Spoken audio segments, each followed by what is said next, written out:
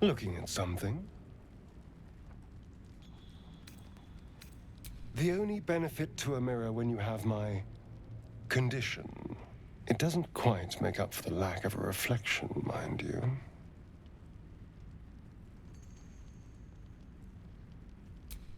Preening in the looking glass? Petty vanity? Of course I miss it. I've never even seen this face. Not since it grew fangs and my eyes turned red. Aging? What do you mean, aging? I'm a vampire. Forever young. Really? Anything in particular? Very good. Now just tell me I'm beautiful and we can call it a day. Observant. Mirrors aren't much use, but being reflected in someone else's eyes? Well, I could do worse.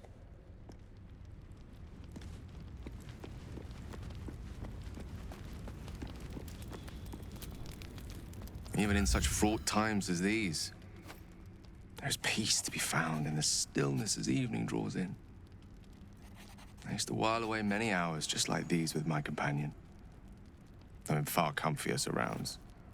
She preferred it when we were alone, curled up before a crackling hearth with some ancient, esoteric tome between us, ink glinting in the firelight.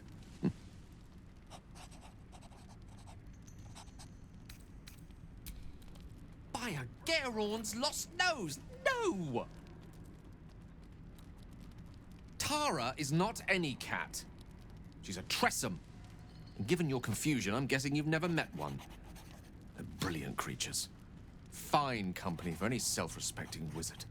She'd be proud to see me keeping such fine company. The savior of those poor tieflings, no less.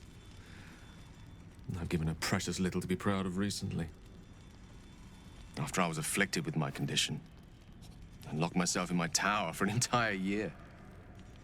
I was inconsolable, wallowing in my self-inflicted tragedy. I've given up on myself, but Tara never did. It was her encouragement, her research that led me to my treatment. Once we knew that magically infused items were the key, she went out to find them for me. She saved my life. She has a good heart. She'd recognize the same in your actions here. I'm sure she'd approve of me lending myself to your efforts. Smart does her a disservice.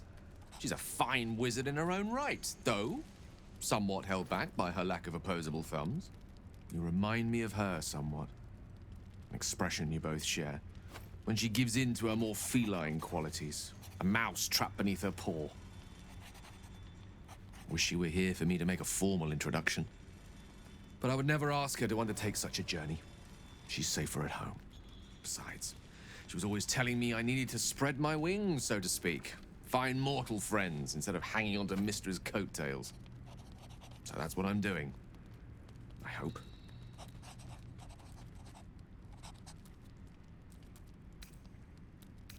Oh, she'll love you.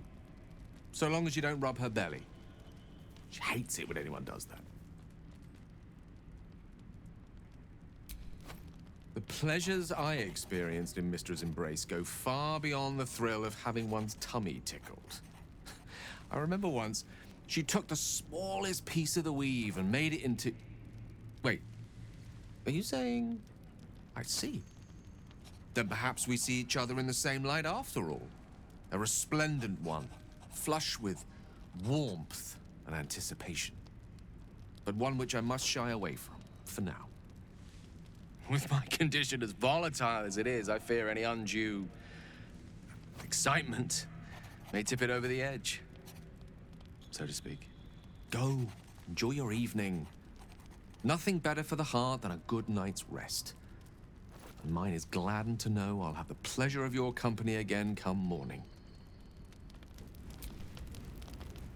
I do enjoy our conversations. What do you need? With Yes, ma'am? I was just settling in and reviewing. Fine. Why, the druid Halson had some kind of here. That's quite a... As there's not... If you, isn't it? Oh, dear.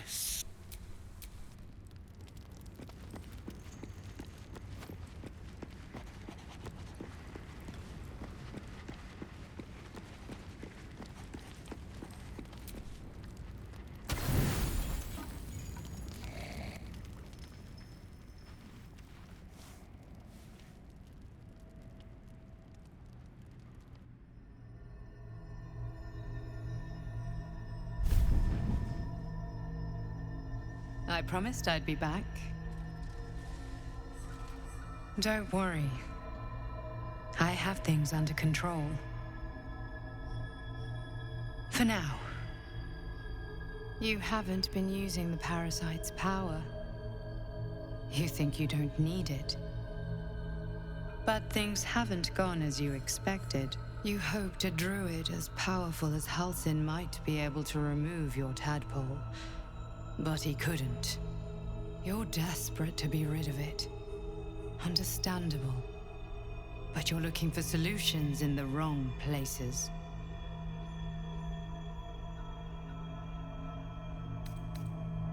It's complicated. But I'm an adventurer, just like you. Just like you, I was infected with a Mind Flayer parasite. Just like you, I seek to be free of it. But to do that, we'll need to think beyond local healers. Your parasite is unusual. It is wrapped in magic that prevents its removal. Until the source of the tadpole's magic is destroyed, any attempt to remove it will kill you. You are lucky that Halsin knew this. His instincts are right. The parasites are merely a symptom of a greater sickness in Faerun. It imbues the parasite with special powers, some that benefit, most that harm. But most importantly, it enables the host to be controlled. The infected hear the voice of the Absolute and believe it to be a god. That is how the cult of the Absolute is spreading. The highest of their rank, the True Souls, carry a tadpole just like yours. It is how they receive their orders. It is what makes them obey. When the order to transform is given, it will not be a matter of days. They will be Mind Flayers in an instant. Were it not for my protection, so would you. Because we share a common cause and a common enemy. We are alike, you and I. I've been trying to escape from this evil for a long time. Once, I almost succeeded. Now, through you, I've been given a new chance. You can go where I cannot, and I can protect you from that evil. If we work together, we may turn this around. Hells, they need me. I have to go. No, it isn't safe. The power I used to protect you, I stole it from someone. They want it back. I will hold them off for as long as I can, but sooner or later I will be worn down. You must discover the source of the magic that controls the parasites before that happens. The cultists are gathering at Moonrise Towers. Use the powers your parasite gives you to convince them you are one of them. And when you find the source of their magic, destroy it. Go. Our freedom depends on it.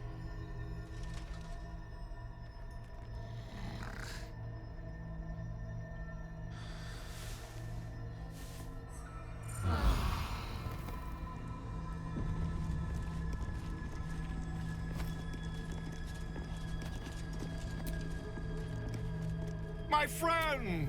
How do you fare?